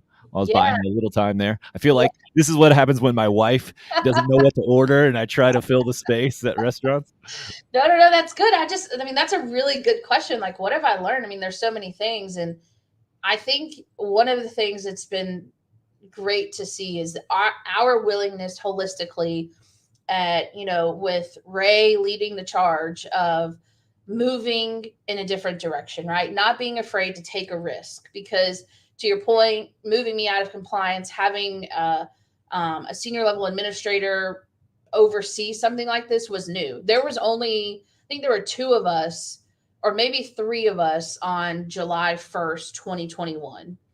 that we were tracking on as someone who had, an associate AD level or higher title, who were kind of overseeing all the NIL operations. And now there's 20 or 30. And you're hearing about a lot of people who are moving out and doing that. And so I think it's been reassuring to see and encouraging to see the willingness of everyone here change what they're doing and make it fit into this NIL world, right? Because you're talking about all of these different departments: marketing, sports info, new and creative media, compliance. Like, these are departments who have been in their lane, focusing on what they've been doing for so long. And now all of a sudden we're saying, hey, we need you to kind of shift a little bit and let's focus in more on this, because this indirectly impacts NIL. So it's been the buy-in, the collective buy-in of everyone, but the willingness of Ray and Chance to kind of push the envelope a little bit and take us to the next step. And I think that that's what you're going to continue to see from us in the months to come, of trying to be on the forefront. And it's a little scary to be, at the front of the line sometimes and trying something new. And maybe it doesn't work out. We don't know, but we're going to try it. We're going to try and see what that looks like for us. When you gave those numbers before, the 2 or 3 and now 20 or 30, is that in your department that you were talking about, or was that talking about nationally, like people involved with the name, image, likeness, or at the high level? The 20 to 30, that would be nationally now. So you're seeing like some of our friends here, especially in the SEC, starting to move out and take this on and try to make this overarching endeavor within their athletics department, because undoubtedly NIL is here to stay in some form or fashion. May not look like it does today, but it's going to be here. And it's continuing to educate everyone so that we can see the path, keep the main thing for us, which is help our student athletes maximize their opportunities, and all the decisions that we make along the way can kind of help guide us to that end post. From a conference standpoint, how much, if any, has the SEC been involved with kind of what you do on a day-to-day basis? Not so much. I mean, they're providing some information to us, but you got to think, like, we're in this really weird space now where, our athletics directors, our presidents, they're meeting regularly and having these conversations, sure. But, you're in a world now where you have to be mindful of the conversations that you're having with other schools, right? From the legal implications. And so some of these things that we're talking about, we're not really, peeling back the layers too much. We're not necessarily sharing trade secrets with each other, because we're also all recruiting the same kids. So some of the things we want to keep, close to the vest with us, and we don't want to share that with someone else so that they can go on and take that. We don't want them to know what we have in the plan. So it's been this really interesting game of, we all help each other. We're all trying to, make everything better for all of us holistically, but you're also playing a little cat and mouse game with each other of, I'm still recruiting against you. Wow. That's fascinating to hear. I mean, you got the slogan, it just means more in the SEC, even when it comes to information shared about this new kind of frontier and the whole thing. And I know you mentioned the phrase Wild Wild West. I think we both have the same reaction when we hear that, just like, oh, come on. I hate the phrase, and it seems dramatic to me, but I get why we are there, and you've kind of been living it the last year plus or so. And do you see it? Do you see this being your career moving forward, your career path, or do you see like, hey man, I put in my time, right? Yeah. The gray hair is definitely kicking in. I don't know. I don't know what this looks like going forward, right? I mean, it's what I see happening is, this is going to continue to evolve just like other big areas within college athletics, right? And so, where I kind of find my joy is taking an idea and giving it the legs and letting it go and setting it free and watching it go, and then, try something different. So I don't know. I'm still learning. There's so much here that we still have to unpack, that there's no telling at this point. And maybe, we have some calls with our SEC counterparts, back to our previous topic, and, hearing things that work on their campus maybe won't work on our campus, or maybe what we do here won't work somewhere else, but continuing to try to generate those ideas in a version that fits into what we want to do here and what works at the University of South Carolina is always the goal. And if you can continue to keep your mind like that, it'll stay fresh, and everything's changing so quickly that it's always something new. So it's not stagnant right now. No doubt about that. A fluid situation, I believe they might say in politics, or if we're going to be politically correct. So what I've heard from you, and please correct me if I'm wrong, and I really appreciate your time this morning, but as we wrap up here, a couple of ways that Gamecock fans can help. First of all, they can just go on Twitter, follow the Twitter account at Gamecock NIL. But another way that even individuals, they can go to this Gamecock exchange and sign up, even if they're completely on the fence, or if it doesn't seem like it's financially feasible right now. Just to have those numbers up for you guys would be advantageous from a perception standpoint, and in this NIL space right now. Is that fair, Hilary? Yeah, that's very fair to say. And it's Gamecocks Online / Gamecock Exchange. We have it linked in our Twitter bio too, but super easy to get to. Go check it out. And there's a lot of information on there too that could be helpful. Okay. Anything else that you would like to add before we let you get back to the real world and the tax forms and the whole thing? Yeah, no, there's some phone calls I have to return, so I'd love staying on with you guys. No, I would just say, thanks to everyone for their support, and understanding, and the asking of the questions and the curiosity in the space. And so I just hope that Gamecock fans can continue to step up like they have already, help support the university, the student athletes, and know that we have some really, really exciting changes that have never been done in college athletics before, that we have coming on the horizon. And hopefully we can visit again when those come out and we can start to peel back the layers so everyone understands. But we're really excited for the future here.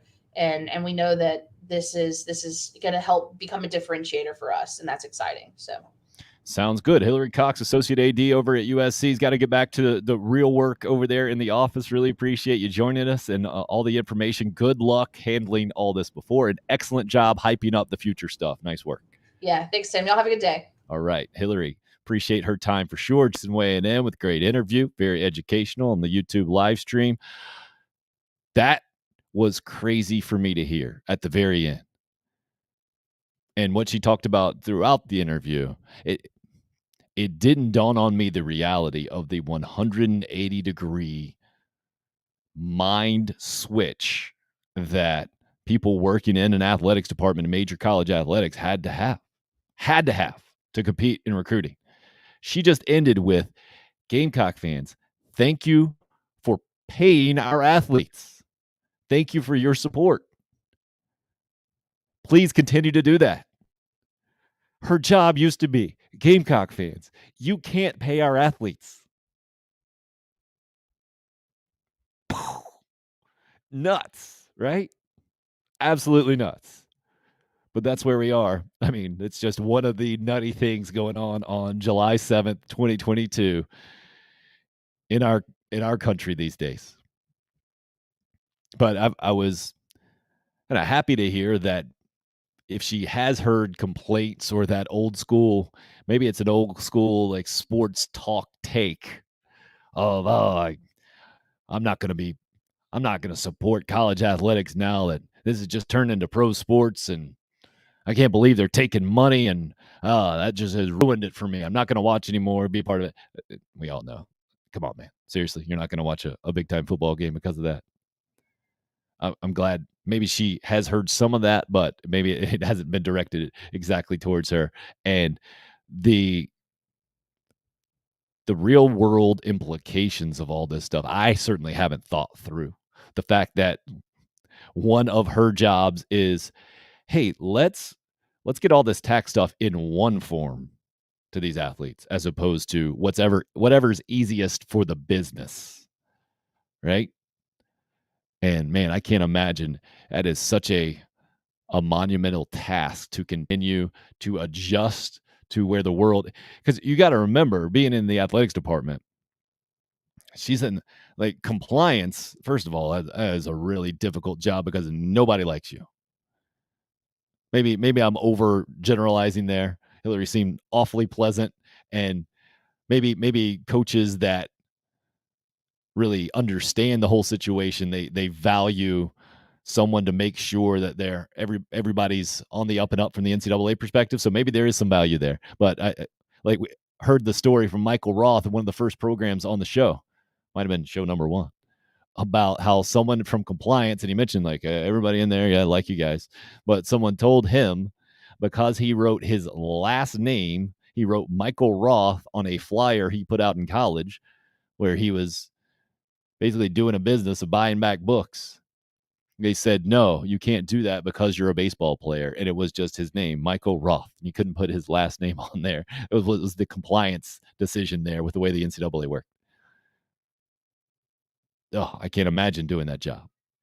And now moving from that, like Hilary has done, to, hey, how can I help? How can I help you guys make money? How can I help bring in money from businesses directly to athletes? How can I help facilitate those deals? Hey, agents, you guys used to be the enemy. You guys were persona non grata, I believe I think that's the Latin term. Is that Latin? I don't know. You are not welcome. You're actually more than not welcome. Actively told, actually actively warned to stay away from. And now you guys are on our team? We want you to come in. Please come on in. Let's get on the same page here. We don't want you to get us in trouble or to do things that can't be done or so dumb that's going to get us in trouble. Let us help you make sure you don't do that. Crazy. Hey, guys, you can't hire agents, athletes, prior to last year. Hey, guys, now you need to hire agents. And let us tell you which ones to hire. Nuts. Name, image, and likeness in 2022. And now watching Texas A&M ascend to the top in college football recruiting, and their coach coming out and say, we didn't break any laws, we didn't break any rules, and Nick Saban is a narcissist and thinks he's God.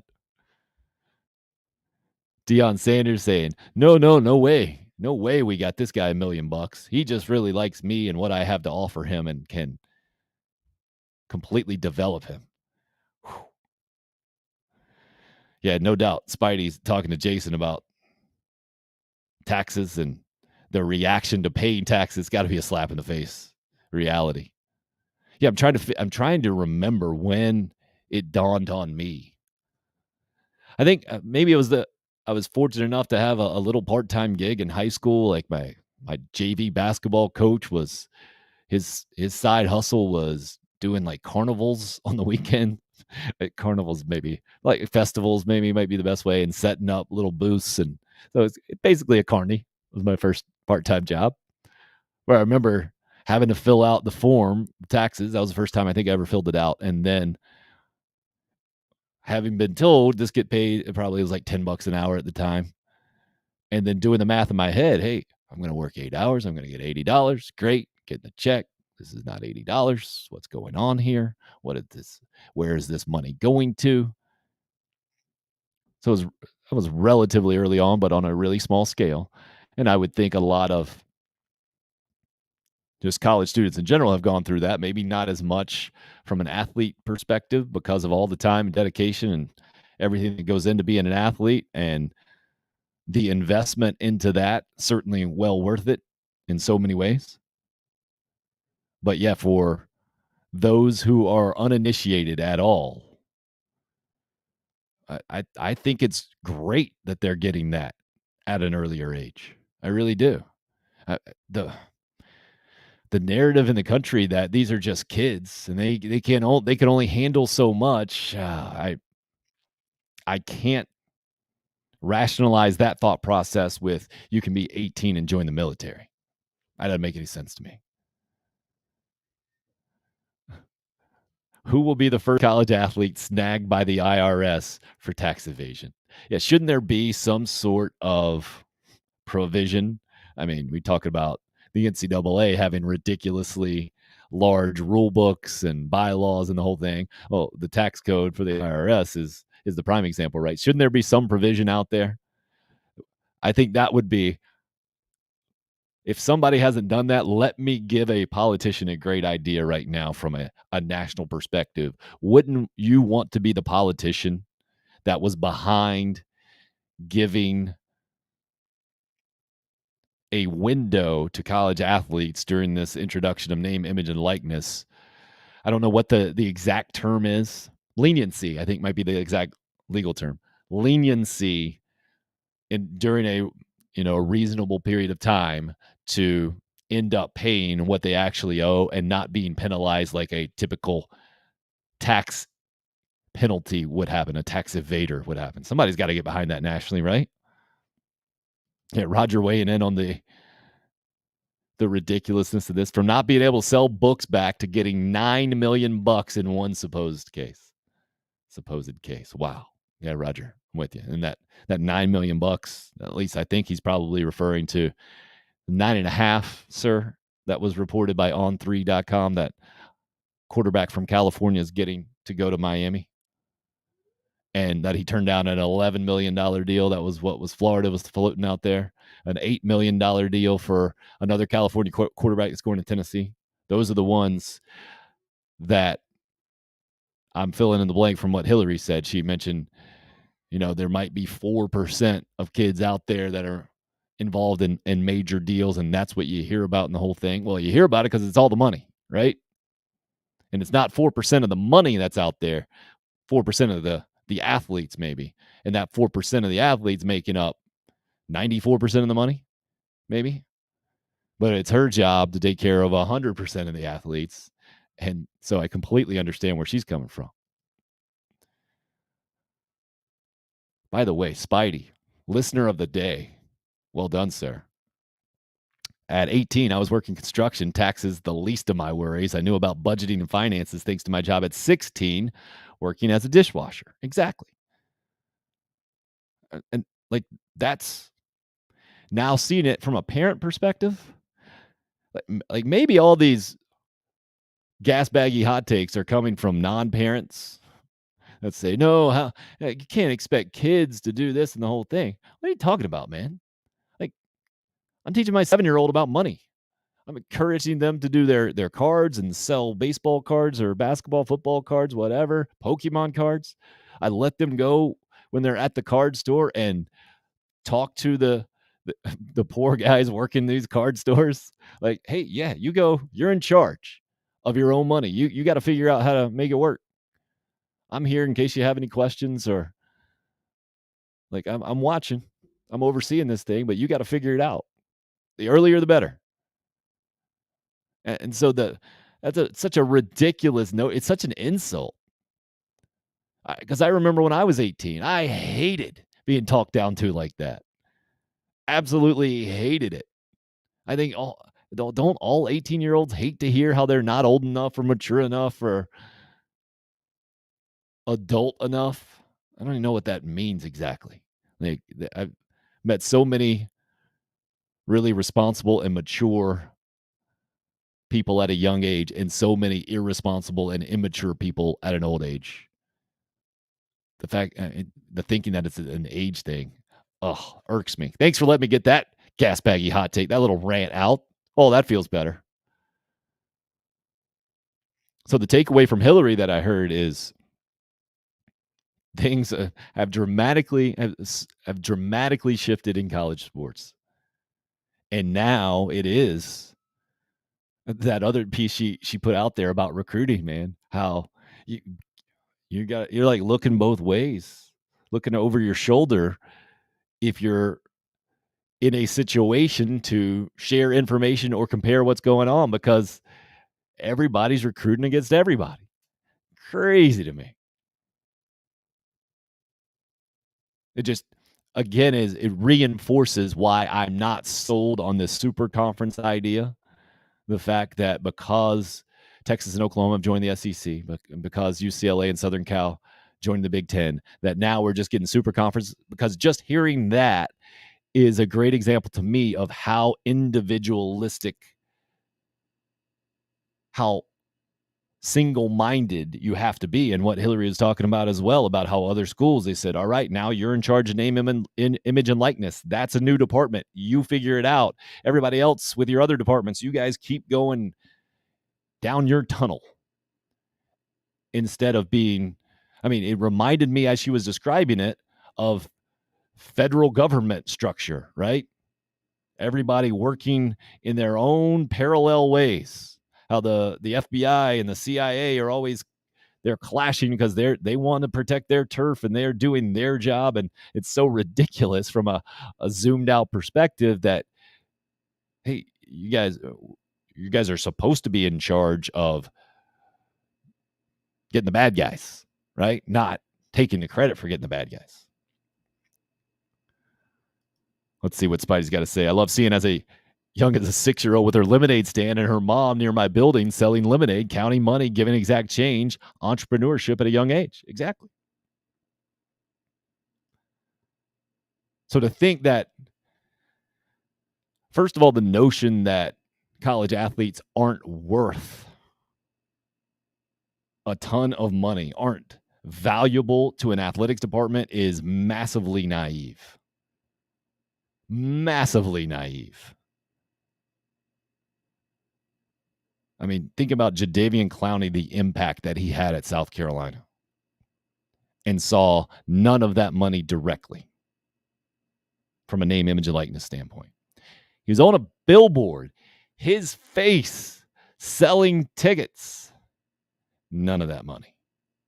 It's why I have been as outspoken as I have, as clear, as loud as I could possibly be about how, hey, this is not right, man. This needs to change. And why I was so happy to see name, image, and likeness, the opportunity to cash in on that, become reality. And why I think that while we can all agree it is far from perfect and not an ideal situation right now, that it can't go back to what it was. It's not right fundamentally to not allow people to, at any age, at any place in life, really, to pursue opportunities to take advantage of their name, image, and likeness. It seems so anti-American to me. I don't think this has to be an unrestricted free agent type of take, man. I think this is just, and maybe it's not even American. It's just human, right? You are a human. This goes along with you are in charge of your body. Your body, your image, your name, your likeness, that is yours. And you should be able to profit from it. So this is kind of an all-encompassing idea for me. I mean, this goes to the decision I made to not get vaccinated with a COVID-19 vaccine mandate at my last company and got fired for it. This goes into my view of Roe versus Wade being overturned, being a tremendously good thing, because you should be in charge of your body, and your body includes when you are a new body inside of someone else's body. So to me, it's just logical. So not to get off on a political rant here or go down that tangent, but to me, it's all connected. I don't understand how you can compartmentalize one of these things and say, no, I'm all for instance, you being in charge of your body, but if there's another little body inside of yours, then that one has no rights, and you get to decide to end that. That makes no sense at all. And it goes hand in hand with, hey, you're in charge of your body. You can't be told to take this thing that you don't agree with taking for a multitude of reasons. And then, hey, this is who you are. This is your face, your name, your likeness. Because you're good at sports, because you're getting a scholarship at a university, you can now not make any money off of that. Crazy. It's been crazy for so long. And because we love watching these people play, I think we've all been snowballed by everybody else making money off of them, saying, no. Be terrible. Dabo Swinney at the top of that list, by the way. Absolutely terrible for college athletics to become this as he pockets so much money.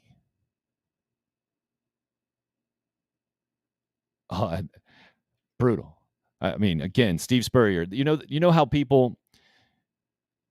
there are certain philosophies and just certain people in general across the board that history looks kindly upon because maybe at the time they had unpopular opinions or whatever. This happens all the time with artists, right? No artist is really fully appreciated until later on, I think, because you see how different they were, how much their work stands out, and the words that the stance that Spurrier always took on this, to me, continues to elevate him and his approach, common sense approach to all of this, man. Great question from Roger. If you put him into 2022, wonder how much George Rogers would get. Great question, man. A ton.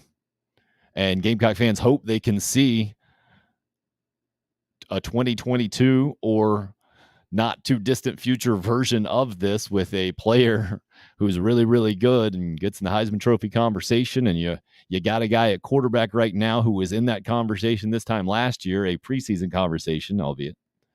And it didn't work out in the whole thing. Let's be very clear about that. But it would be a bunch. It would be a ton. I mean, we're talking about Bryce Young, the reigning Heisman Trophy winner, right? George Rogers did this back in 1980. Bryce Young did it in 2021 as a freshman who had already gotten $1 million before he played a single snap, or had already been in line, had put himself in position to bring in $1 million. So I don't know where he's at now. I'm guessing he was probably not in the perfect position to fully maximize on his name, image, and likeness like these other guys out there are doing, right? Haven't seen a number attached to Arch Manning in Texas. I know we will. I mean, I think it was a $10 million number that was thrown out at the very beginning of this thing months and months ago. I think it was Darren Ravel who put that out, a business guy. And a lot of us are like, huh? Are you serious? Really? But now we've seen other numbers attached to other big-time high school quarterback recruits out there. Makes a lot more sense. So fascinating conversation with Hilary. I think more from my perspective, just on the day-to-day thing she's handling in her office where she joined us from. And now having had that Gamecock exchange online and the state of South Carolina law being lifted to allow universities to get in there and to be the middleman in a lot of ways. And I'm hopeful that they are helpful now on both sides, equally helpful. About, hey, athletes, we've been able to tell you not to do certain things. Now that we're in the room, or now that we're seeing specifically what these other companies, businesses are looking for, this is what we can help you avoid. This is, now that we have talked to this agent more, we actually, we think you should go with him. We're going to recommend that person, he or she. Or now that we have more information about how these deals have gone down, absolutely stay away from them. They are totally trying to take advantage of you. Yeah, Shabazz Napier, huh? Detailing how there were some nights when he didn't have enough money on his meal plan card, how ridiculous it was. He was their best player. Yeah, this happened a couple of years ago when UConn made that Cinderella run to the national championship, I believe. And I think really helped fast forward the conversation. It was clear, and he's certainly not the only one. What was it, a North Carolina guy, I think it was that 2017 Final Four against Oregon, saying that, yeah, a lot of people made a lot of money off this, but it wasn't us. Being in the $1 billion NCAA tournament. social media has allowed us to hear directly from athletes, to understand their situation in real time and more clearly. And I think that's why we are where we are here on July 7th, 2022. Really appreciate you guys participating. Thanks for the kind words of support there from Spidey about standing by the principles. And Jason, yeah, I got a little, every now and again, I'll get cranked up. And today just happened to be, I don't know, kind of I didn't see it coming. So that's usually when it happens the most, right? Because I try to avoid being that Stephen A. Smith caricature of this is how you take every topic and you start real low and you end up building and building, and then you blow it completely out of proportion and hype it up way too much, and you can't turn your eyes away when you're watching it. And then when you turn it off, you say, that guy is completely ridiculous. Yeah, I try to avoid that. But sometimes it sneaks up on me. I can't help it. Let it out today. Enjoyed it. Hope you guys did as well. Please like and subscribe and comment and all that stuff on the social media. Help this thing grow as much as possible. It is greatly appreciated. We'll do it again tomorrow, 8 until, might end a little bit earlier tomorrow. I'm supposed to get on the road and head to the beach. Depends what my wife tells me what we're going to do. That's how it works in my house. Maybe that's why I need to get out the takes that much more. July 7th, 2022. In the books. I've said too much. Thanks for checking out Tim Hill, Unrestricted Free Agent.